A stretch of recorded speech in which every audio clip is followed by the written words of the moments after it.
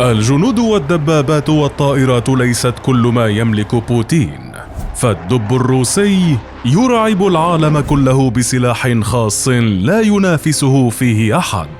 فإذا كانت أمريكا تمتلك التقنية والتطور، فإن روسيا لديها السلاح الأقوى في الكوكب القادر على مسح مدن وشواطئ ساحلية.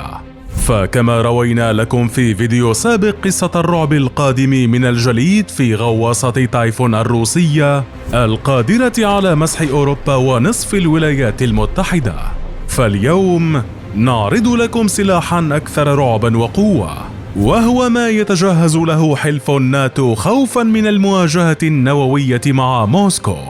يمكنه أن يغير في طبيعة البحار ويجعلها تبتلع مدنا بالكامل لتحول المكان إلى نقطة تعاني من إعصار تسونامي.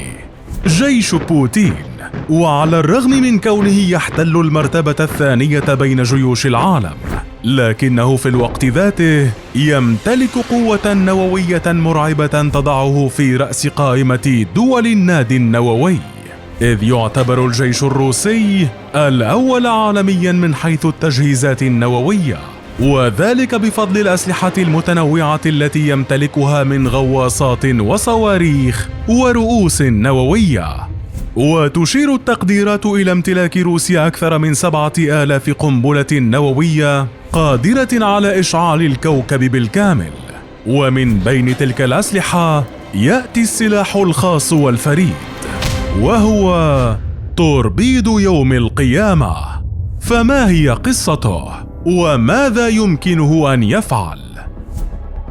سلاح فتاك تضعه روسيا للحظة الحرجة، فاستخدامه يعني انطلاق حرب نووية، وسيجلب الكثير من الدمار والموت معه. يصنفه موقع نيفل نيوز الأمريكي بأنه أخطر سلاح نووي في العالم، يعرف باسم توربيد يوم القيامة. كشف عنه للمرة الأولى في العام 2015. التوربيد الروسي ينطلق من تحت الماء، وما يميزه أنه لا يمكن لأي غواصات أو مضادات للتوربيدات أن تصل إليه. يعرف ضمن الترسانة الروسية باسم ستيتوس 6 أو بوسيدون. يعمل بالطاقة النووية بالكامل. طوله حسب التقارير الأمريكية يصل إلى 24 مترا، ما يجعله يشبه غواصة صغيرة أو صاروخا باليستيا تحت الماء. يندفع التوربيد من خلال مفاعل نووي بداخله تصل سرعته إلى 185 كيلومترا في الساعة، وينطلق من عمق كيلومتر من تحت الماء. وتأتي قوته التدميرية من كون أنه مسلح برأس حربي ضخم بقوة 100 ميجاتون نووية، وهي قوة كبيرة قادرة على توليد موجة مد مرعبة لتدمير المدن الساحلية. مهام التوربيد تتلخص في تدمير القواعد البحرية والمدن الساحلية وحتى الأساطيل البحرية. وما يميز التوربيد الروسي أنه ينطلق من بين التضاريس البحرية، وذلك بعمق كبير وسرعة عالية للغاية، ما يصعب عملية مواجهته من قبل قوات العدو. ففي العام 2018 أعلن فلاديمير بوتين رسميا عن التوربيد المرعب، وقالت وسائل أعلام روسية بعدها أن موسكو لا تزال تعمل على تطويره أكثر ليكون من المستحيل إيقافه من قبل قوات العدو، حيث تسعى روسيا لإطلاق ذلك التوربيد من خلال غواصات مسيرة خاصة، على الرغم من كونها زودت بعض غواصاتها به. لكن القوة التدميرية الهائلة التي يحملها تجعل من روسيا تقرر استخدامه بشكل مسير، وذلك خوفا من الخسائر البشرية والمادية التي قد تلحق بها من خلال الغواصات التقليدية.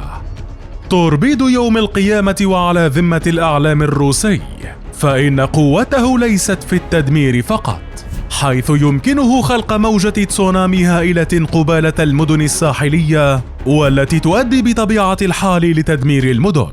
ومعها فإن التوربيد ينشر موادا مشعة من خلال الموجات يمكن أن تمنع الحياة البشرية في المنطقة المستهدفة ل100 عام كاملة. ولذلك أطلق عليه الروس اسم يوم القيامة، لأنه قادر على إنهاء الوجود البشري في أي مكان يستهدفه في العالم. الناتو منذ إعلان روسيا عن ذلك السلاح كان يبحث عن طرق لمواجهته، حيث تؤكد المؤشرات والأرقام أن الأسلحة والغواصات التي يملكها الحلف لا يمكن أن توقفه. لذلك كان لابد من حل، خصوصا في ظل التهديد النووي الروسي في الأشهر الأخيرة. واحد من الحلول التي يعتقد الحلف أنه قادر من خلالها على إيقاف التوربيد بحسب الصحافة الأمريكية هو تأمين المدن الساحلية بألغام بحرية كثيفة في مواقع بعيدة عن الشواطئ، والتي يمكنها اصطياد التوربيد قبل اقترابه من الشاطئ وتشكيل موجة تسونامي. لكن ذلك الحل أو الاقتراح لا يزال غير واقعي، والسبب في ذلك هو القوة النووية الكبيرة التي يحملها التوربيد، والتي بطبيعة الحال ستولد موجة تسونامي حتى لو كان بعيدا عن الساحل. لذلك يبقى حلف الناتو في حيرة من أمره حتى الآن، وفي تخوف مستمر من ضغطة زر من بوتين يمكنها أن تدمر الكثير من المدن والقواعد البحرية.